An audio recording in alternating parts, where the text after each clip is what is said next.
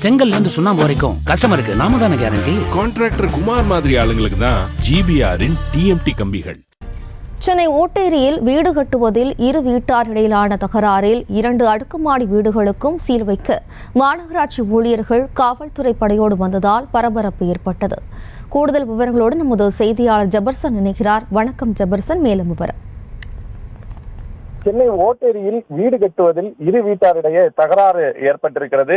அதன் காரணமாக அதை விசாரித்த மாநகராட்சி ஊழியர்கள் 2 வீட்டிற்கும் சீல் வைக்க காவல்துறையோடு வந்ததால் பரபரப்பு ஏற்பட்டிருக்கிறது. சென்னை ஓட்டேரி வேங்கடம்மாள் சமாதி சாலையில் குபேந்திரன் என்பவர் புதிதாக 4 மாடி வீடு கட்டி வருகிறார்.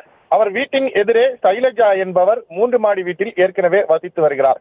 குபேரன் வீடு கட்டும் போது தனது வீட்டு சுவற்றை ஒட்டி வீடு கட்டியதாக பெருநகர சென்னை மாநகராட்சிக்கு சைலஜா புகார் ஒன்றை அளித்திருக்கிறார். அந்த புகாரின் அடிப்படையில் குபேரன் சைலஜா வீட்டின் சுவற்றில் ஒட்டி கட்டியிருந்த சுவற்றை இடித்து கொடுத்ததாகவும் கூறப்படுகிறது.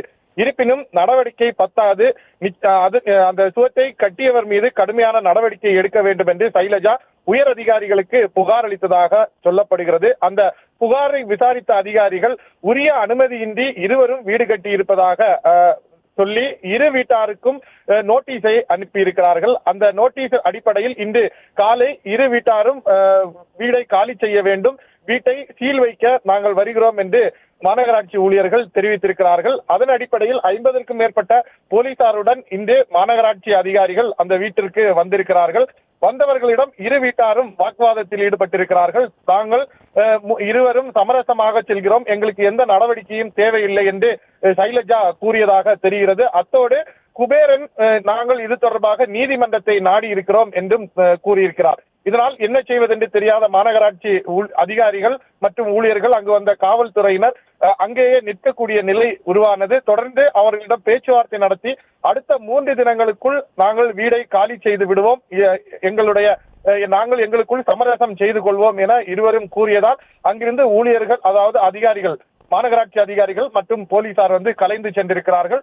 ஒருவர் கொடுத்த புகாரை விசாரித்ததில் இருவரும் முறைகேடாக வீடு கட்டி இருப்பது மாநகராட்சி அதிகாரிகளுக்கு தகவலாக தற்போது உறுதிப்படக்கூடிய தகவலாக அவர்களுக்கு தெரிந்தும் எந்த நடவடிக்கையை எடுக்காமல் அவர்கள் சென்றிருப்பது அந்த பகுதி மக்களிடையே அதிர்ச்சியை ஏற்படுத்தி இருக்கிறது. அத்தோடு 50க்கும் மேற்பட்ட காவல்துறையினரையும் கொண்டு வந்து அந்த இடத்தில் ஒரு பதட்டத்தை உருவாக்கிய பின்னர் அங்கிருந்து அதிகாரிகள் திரும்பி சென்று விட்டனர்.